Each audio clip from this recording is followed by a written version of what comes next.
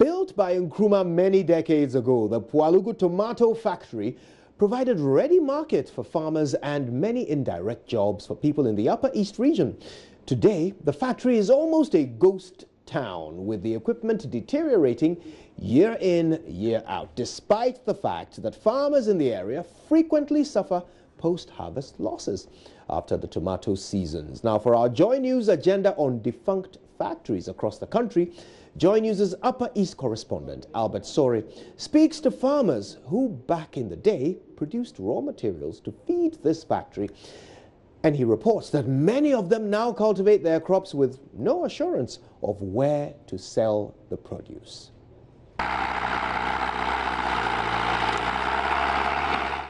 Recent floods here at Pwalugu are over, and these farmers who lost most of their farms to the floods are back to try again. Samuel Abora here has decided to go into onion cultivation because the rains will be completely gone by the end of this month, and onions will survive on little water.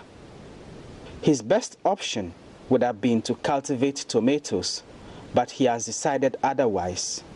He tells me when he was a younger farmer somewhere in the 1980s, tomatoes in this town were as precious as cocoa because of the Pwalugu Tomato Factory. In the whole region, like Zia, Tono, and other surroundings that do farming in tomato, but it was very okay.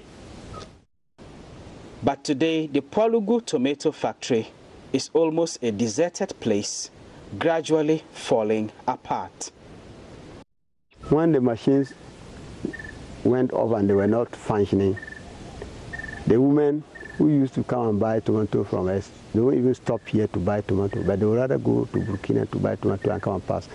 So it has made farmers to stop farming tomato. The main gate to the factory is always locked and remained locked when Joy News visited on Monday. Our checks revealed nothing had changed as far as operations in the factory are concerned. There is no ongoing activity there whatsoever, and there is a station security guard who was not at the gate at the time of our visit. Last month, Joy News got these visuals of the factory when Deputy Minister for Food and Agriculture, Dr. Sagri Bambangi, came on a tour of the place. Some of the equipment were gradually rusting away and weeds were growing on the compound of the factory. Our checks on Monday revealed nothing so different. Oh, it's really, we are really having a difficulty because certain times you even produce, you don't have market.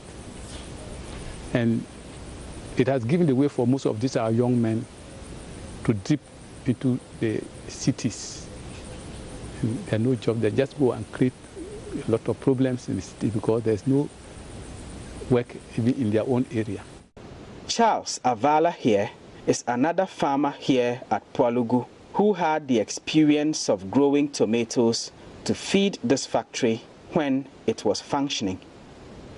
Anytime you just harvest, they come to take it. It's not a question of where a queen mother will come and dictate a price to you. You know, and before you even start, you and the factory knows how much they are going to buy at their crate. And it didn't only benefit the farmers, but the hand help. We used to engage women in the transplanting. We engage the women in the harvesting.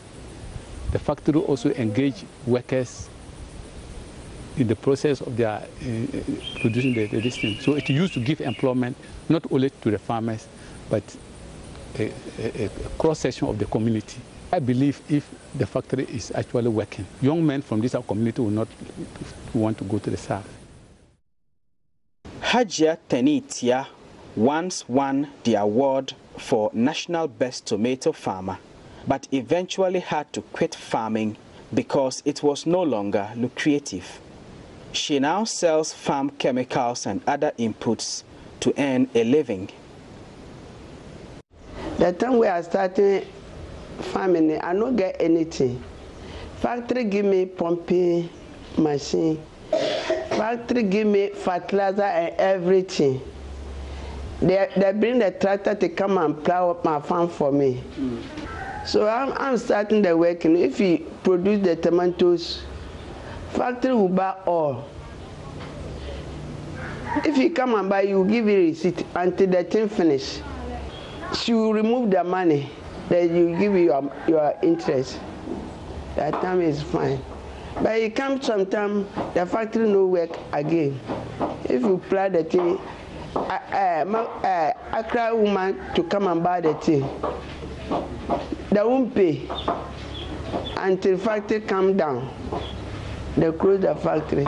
So now, no any business from here.